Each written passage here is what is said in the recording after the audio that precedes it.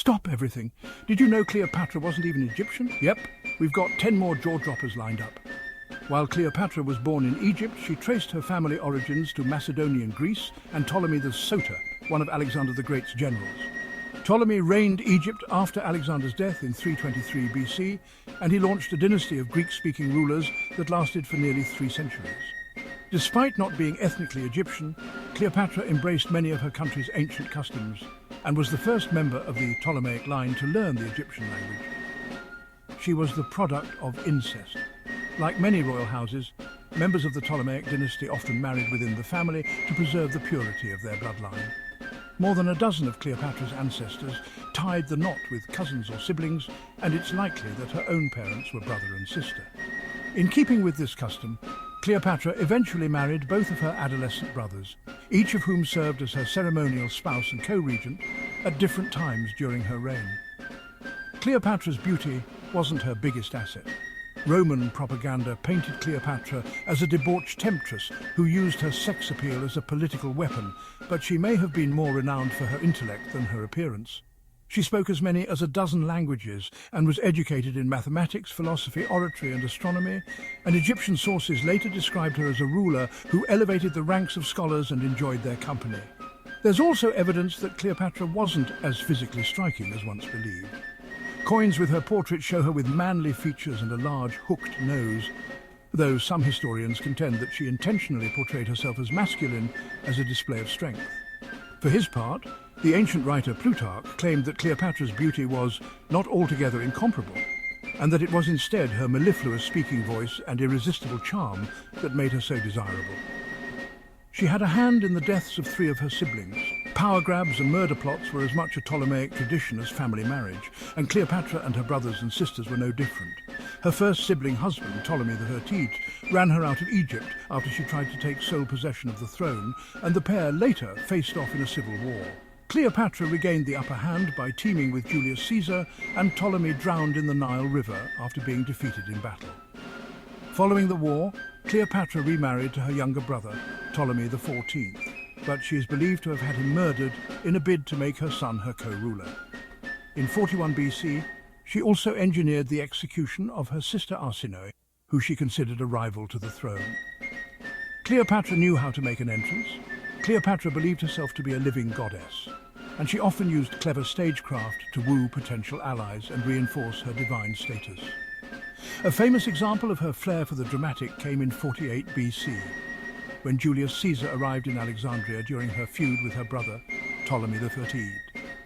Knowing Ptolemy's forces would thwart her attempts to meet with the Roman general, Cleopatra had herself wrapped in a carpet, some sources say it was a linen sack, and smuggled into his personal quarters. Caesar was dazzled by the sight of the young queen in her royal garb, and the two soon became allies and lovers. Cleopatra later employed a similar bit of theatre in her 41 BC encounter with Mark Antony. When summoned to meet the Roman triumvir in Tarsus, she is said to have arrived on a golden barge adorned with purple sails and rowed by oars made of silver. Cleopatra had been made up to look like the goddess Aphrodite, and she sat beneath a gilded canopy while attendants dressed as cupids fanned her and burned sweet-smelling incense. Antony, who considered himself the embodiment of the Greek god Dionysus, was instantly enchanted. She was living in Rome at the time of Caesar's assassination. Cleopatra joined Julius Caesar in Rome beginning in 46 BC, and her presence seems to have caused quite a stir. Caesar didn't hide that she was his mistress. She even came to the city with their love child, Caesarion, in tow, and many Romans were scandalized when he erected a gilded statue of her in the temple of Venus Genetrix. Cleopatra was forced to flee Rome after Caesar was stabbed to death in the Roman Senate in 44 BC. But by then she had made her mark on the city. Her exotic hairstyle and pearl jewellery became a fashion trend, and according to the historian Joanne Fletcher, so many Roman women adopted the Cleopatra look that their statuary has often been mistaken for Cleopatra herself. Cleopatra and Mark Antony formed their own drinking club. Cleopatra first began her legendary love affair with the Roman general Mark Antony in 41 BC. Their relationship had a political component. Cleopatra needed Antony to protect her crown and maintain Egypt's independence, while Antony needed access to Egypt's riches and resources, but they were also famously fond of each other's company. According to ancient sources, they spent the winter of 40 BC, living a life of leisure and excess in Egypt, and even formed their own drinking society known as the Inimitable Livers. The group engaged in nightly feasts and wine binges, and its members occasionally took part in elaborate games and contests. One of Antony and Cleopatra's favourite activities supposedly involved wandering the streets of Alexandria in disguise and playing pranks on its residents. Cleopatra and Mark Antony formed their own drinking club. She led a fleet in a naval battle. Cleopatra eventually married Mark Antony and had 3 children with him, but their relationship also spawned a massive scandal in Rome. Antony's rival Octavian used propaganda to portray him as a traitor under the sway of a scheming seductress, and in 32 BC, the Roman Senate declared war on Cleopatra.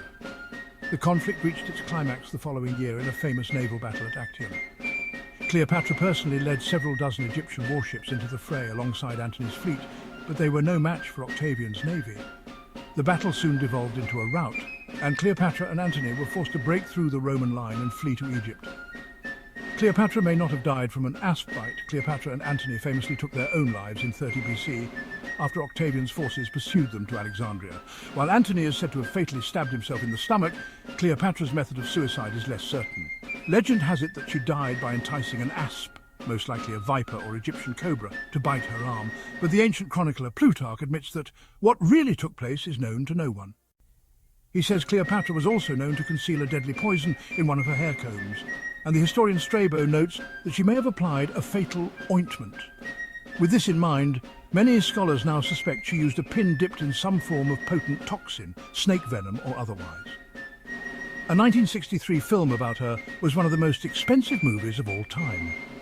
The Queen of the Nile has been portrayed on the silver screen by the likes of Claudette Colbert and Sophia Loren, but she was most famously played by Elizabeth Taylor in the 1963 sword and sandal epic Cleopatra. The film was plagued by production problems and script issues, and its budget eventually soared from $2 million to $44 million, including some $200,000 just to cover the cost of Taylor's costumes. It was the most expensive movie ever made at the time of its release, and nearly bankrupted its studio despite raking in a fortune at the box office. If inflation is taken into account, Cleopatra remains one of the priciest movies in history even today. Cleopatra, always the queen of surprises. Want more historical secrets? Hit that subscribe button.